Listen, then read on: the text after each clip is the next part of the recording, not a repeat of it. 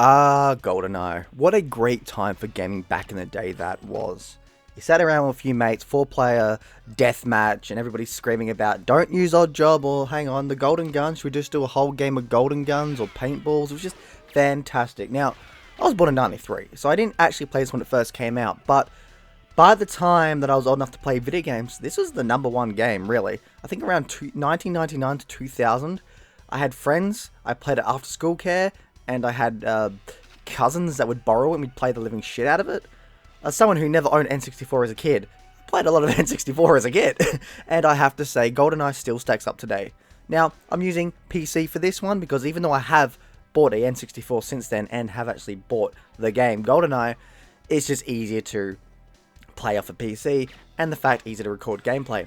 Also, it's just great to play in like 60 frames a second, higher resolution, mouse keyboard support, which is amazing, and honestly, it's just fantastic. Now, it also makes me feel heartbroken because there was a time, absolutely, there was a time when we could have gotten GoldenEye 64 remade, remastered, redone for the Xbox 360, which was supposed to come out in arcade.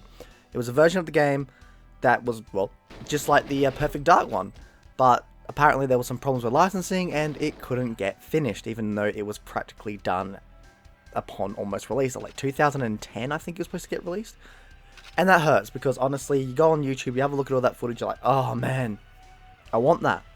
But hey, Emulator is the next best thing. Not perfect, however, but it's pretty damn good. And what's great is, this game still holds up pretty well today. You've got multiple objectives, you can shoot AI that, okay, on PC is not the smartest thing in the shed, but considering there's so much of them, you can die quite fast. You've got AI that reacts to you. You shoot them in the leg, arm, leg, head. Well, headshots are a must. And they just react to them, especially in the head. Bang in the head, oh, dead. You can go in stealthy, or you can be like, nah, screw up, bang, bang, bang, bang, and areas of the map will be like, oh, hang on, I heard a gunshot. What's going on here?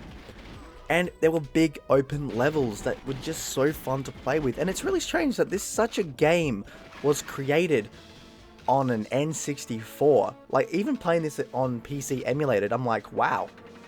Come to think of it, how did this game even come to light on an N64? Of course, N64 didn't run that well, and it was like, what, 20 FPS at the most? Yeah, okay, look, the game on N64, while fantastic, had issues, especially now. We've grown older, we've got upgrades, and we can play it on emulated. We can see a difference, but you know what? Who gives a shit? Still an amazing experience, and that's the thing.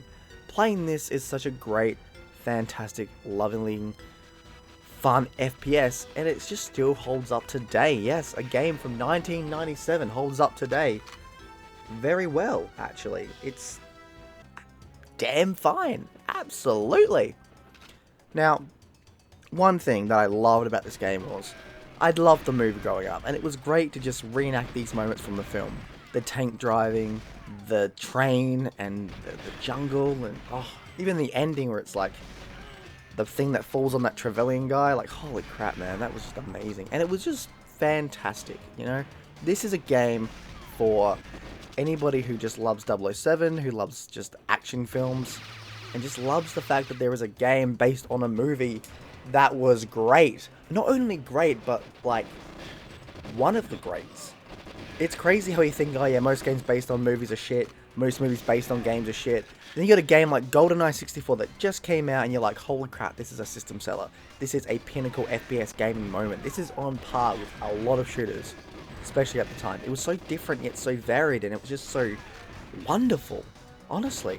And then what was great was you got unlockable levels in it if you wanted to. You know, you go through, you can unlock levels, unlock cheats, big head mode, unlimited ammo or weapons or guns, health and all that, god mode, and just these other different things. You had a great multiplayer, and it's just, as an overall package, you can't help but go, how? And I ain't complaining. I don't think anybody's complaining, any fan of GoldenEye 64, but it was just such a pinnacle of console gaming at the time that I'd argue that we didn't really see again until Halo Combat Evolved. Some will say Perfect Dark, which, look, I love Perfect Dark, but it's kind of just the same as GoldenEye 64, just, what, slightly bigger levels and stuff? Look, I ain't not hating on Perfect Darks, alright? I love Perfect Dark.